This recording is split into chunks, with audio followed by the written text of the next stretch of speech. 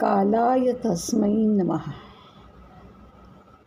वैशाख मास भाग 1. वैशाख महिना माहेरवासींच्या मनात ओढ लावतो. माहेराची अक्षय तृतीयेला माहेरी जायचं, प्रेमाचा अक्षय्य ठेवा लुटायचा आणायचा आणि आनंदाचे डोही, आनंदाचे रंग, असं या सणाचं महत्त्व. माहेरवाशी आली की घरादाराला आनंदाचा मोहरच येतो जणी. आमच्या कान्हादेशात तर पुरणपोळी, आमरस आणि शेवयांची खीर असा खासा बेत असतो. वडापिंपळांना झुले बांधले जातात आणि लेकीबाळींचा मेळा त्यावर आनंदाने झुलत असतो. वैशाख शुद्ध तृतीयेला म्हणजे अक्षय तृतीया म्हणतात. वर्षातील 3.5 मुहूर्तातला अर्धा मुहूर्त म्हणजे अक्षय तृतीया. या दिवसातील जास्तीत जास्त योग हे शुभ असतात, म्हणून तो मुहूर्त आहे आणि शुभ मुहूर्त आहे. उरलेला अर्धा दिवस मात्र या शुभमुहूर्ताच्या दिवशी अर्धाच दिवस शुभ मुहूर्त असतो आणि उरलेला अर्धा दिवस सर्व वाडवडिलांच्या आठवणीकरता श्राद्धासाठी राखून ठेवलेला असतो. चैत्रगौर पूजनाची समाप्ती करून हळदी कुंकू करतात. पुन्हा एकदा सामाजिक संघटन, आरोग्याचं दान दिलं जातं. त्याचवेळी पुढे येणारा उन्हाळा लक्षात घेऊन कुंभदान करण्याची प्रथा आहे. म्हणजे अर्धा दिवस किती झोल्यावर झुललात, स्वतःच्याच आनंदात रंगलात तरी अर्धा दिवस जो आहे तो वाडवडिलांची आठवण आणि त्याच्यासाठी श्राद्ध आणि त्याच्यासाठी कुंभदान. कारण उन्हाळा सुरू झालेला आहे, आता आपल्याला थंड पाण्याची आवश्यकता आहे, तर ते आधी आपल्याला आपल्या वाडवडिलांना पोचवायचं आहे. म्हणून त्याच्यासाठी कुंभदान करायचं, श्राद्ध करायचं. आणि कुंभदान कसं करायचं? तांब्याच्या किंवा मातीच्या कलशामध्ये, शक्यतो मातीच्या कलशामध्ये पाणी, कापूर, वाळा, गंध, सुपारी, पैसा, फुलं, अक्षता, दुर्वा या घालाव्यात. त्यावर नारळ ठेवून फुलाची माळ घालून षोडशोपचारे पूजा करावी आणि तो दान करावा. ब्राह्मणाला करा, सत्पात्री माणसाला करा किंवा गरीब माणसाला, गरजू माणसाला करा. मातीच्या भांड्यात पाणी, मातीचं भांडं का तर पाणी 50% शुद्ध होतं आणि बाकी सगळं जे आपण घातलेलं आहे हे सगळं आपल्याला शरीराला थंडावा देणारं असं आहे. आता याचं प्रतीक म्हणून उन्हाळ्यात आपण पाणपोळी लावलेली पाहतो. म्हणजे हे आपण वैयक्तिक करणार कुंभदान.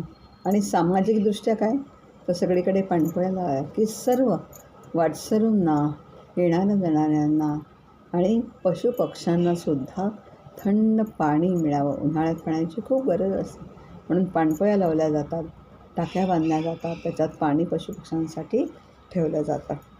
उन्हाळ्यात पाणीदानाचे महत्त्व अनन्यसाधारण आहे.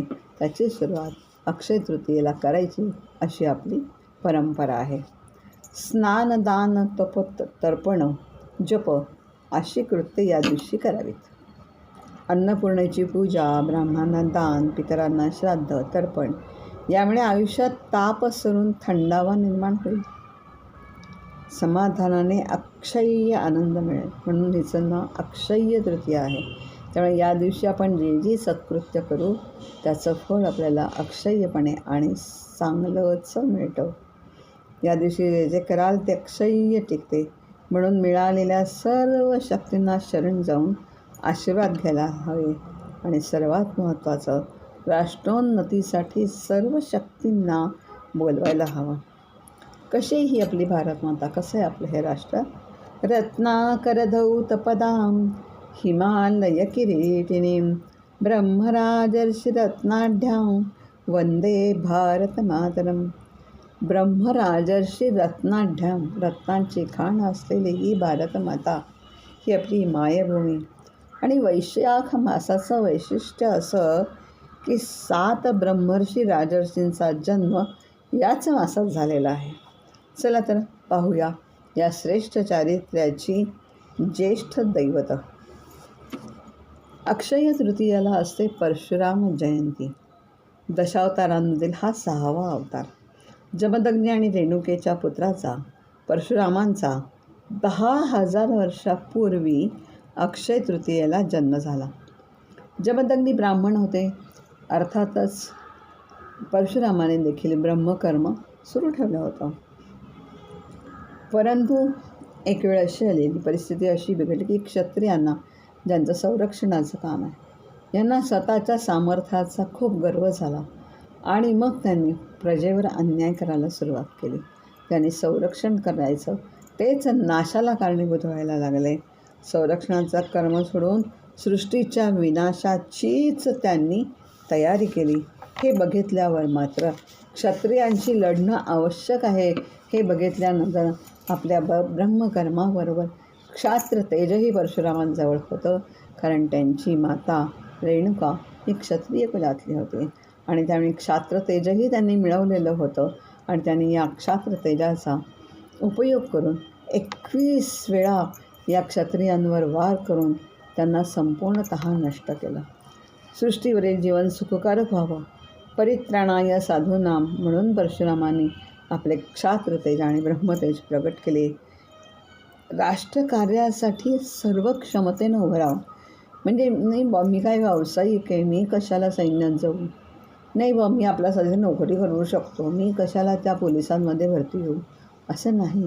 आपल्या देशाची, आपल्या राष्ट्राची, आपल्या जन्मभूमीची काय गरज आहे हे ओळखून आपण ते कर्म करायला सक्षम स्वतःला करायचं, हे याच्यावरनं आपल्याला दिसतं. सर्व शक्ती एकवटलेला, अग्निप्रमाणे दुस्सह, अतितेजस्वी, विजेच्या लोळासारखे धनुष्य परशु घेतलेला, जटा वल्कले धारण करणारा, तल्लख बुद्धीचा, शंकरासारखा दिसणारा आणि क्षत्रियांचा अंत पण क्षुब्ध न होणारा देहधारी सागरच, असं परशुरामाचं उत्कट चरित्र आहे. खूप मोठं चरित्र आहे, ते एवढ्या छोट्या वेळात सांगता येणार नाही. 21 वेळा निक्षत्रिय पृथ्वी करणारे परशुराम, अशीच त्यांची ओळख. याचा अर्थ जे जे राजे उन्मत्त झाले, प्रजेला त्रास द्यायला लागले, त्या अंग, वंग, कलिंग, विदेह, काश्मीर, कुंती, शिबी, क्षुद्रक, मालव, त्रिगर्त इत्यादी देशांच्या राजावर त्यांनी हल्ला केला.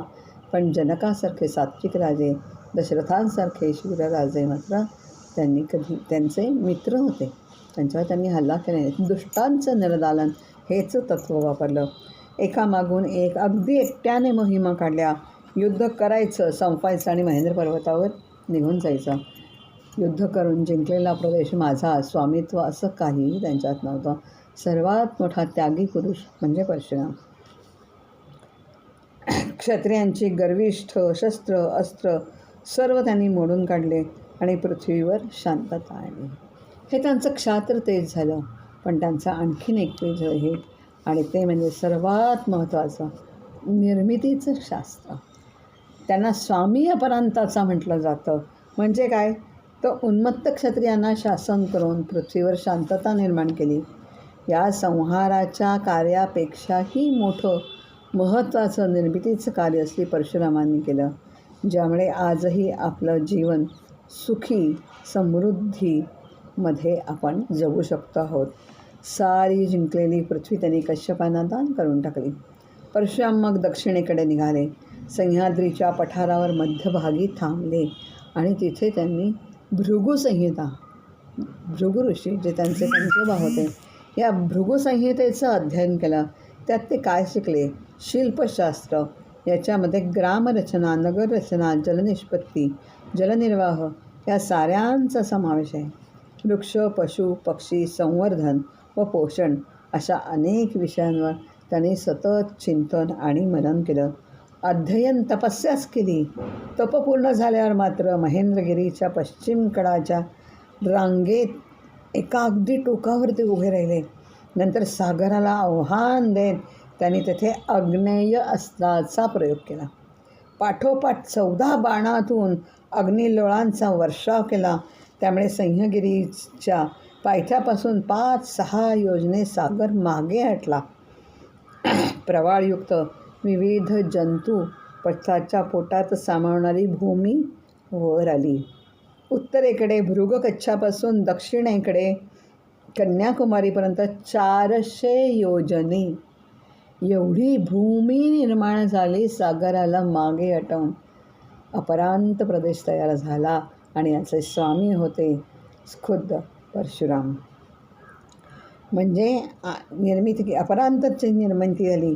म्हणजे आजची क्षेपणास्त्र, अणुबॉम्ब, ड्रोन, न्यूक्लिअर सारं ज्ञान आमच्या ऋषीमुनींना कधीचंच माहिती होतं. हे त्यांचंच ज्ञान आजही वापरलं जातं आहे.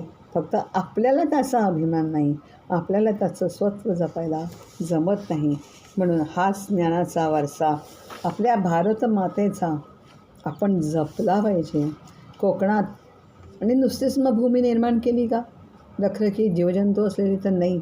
त्यांनी कोकणामध्ये अत्यंत वेदशास्त्र संपन्न 60 कुटुंबे वसवली. एक नाही, दोन नाही, 60 कुटुंबे वसवली आणि त्यांना वसवायला एक एक गाव दिलं. या गावाची मालकी त्यांना दिली, जबाबदारी दिली, फक्त स्वामित्व नव्हे, जबाबदारी दिली. किनाऱ्यालगत दाट वृक्ष, लाल भडक मातीच्या रस्त्याच्या दुतर्फा घरे. नगररचना कशी असावी हे याच्यात आहे. स्वच्छ पाण्याच्या झऱ्यांच्या वापी, तडाग तुडुंब भरलेले, डोंगर उतारावर साळीची शेतं, उतारावरून येणारे पाणी पाटातून सर्व गावात खेळावले. पिण्याच्या पाण्याचा प्रश्न कधीही कोकणात आला नाही. प्रत्येक गावात एक मंदिर. धर्मो रक्षति रक्षितः. म्हणून त्यांनी धर्माबरोबरच लोकांच्या ज्ञानार्जनाची सोय केली. बोधायन, दालभ, कपिल अशा अनेक ऋषींना निमंत्रित करून गुरुकुले व पाठशाळा विकसित केल्या. दालभांची कर्मभूमी म्हणून दाभोळची निर्मिती केली. शिव की विष्णू यात उभं राहिलं ते हरिहरेश्वर. आणि सर्वात महत्त्वाची आपली मुंबई, देशाची आर्थिक राजधानी आणि महाराष्ट्राची राजधानी मुंबई ही कोणी वसवली? मुंग नावाच्या आदिवासीनं अंबाईची म्हणजे रेणुकेची प्रतिष्ठापना केली आणि त्याभोवती विकसित झाली ती मुंग अधिक अंबाई. मुंग आदिवासींची म्हणून त्याचं नाव आणि अंबाई म्हणून त्याचं झालं मुंबई. आणि चाफ्याचा त्यांनी सदैव सुगंधित ती चंपानगरी, तिथे शिवलिंग स्थापन केलं ते रामेश्वर. असे विविध प्रदेशांचे निर्माण झाले. आपल्याला मुंबईचं कौतुक आहे, पण मुंबईची निर्मिती मुंग नावाच्या आदिवासीनं केली आणि त्याला कारण परशुराम झालेले आहेत, हे लक्षात ठेवलं पाहिजे. सप्त कोकणात नुसत्या प्रदेश निर्माण केले का? नाही. तिथे ग्रामव्यवस्था, कृषी व्यवस्था, जलव्यवस्था, निर्वाह, उदरभरण याचे आदर्श त्यांनी निर्माण केले. कसं करायचं सगळी व्यवस्था, आदर्श व्यवस्था. वर्णव्यवस्था गुणानिधीत ठेवून भगवान परशुरामाने कोकणाची वसाहत सामाजिक समतोलाचा एक आदर्श प्रयोग तिथे केला.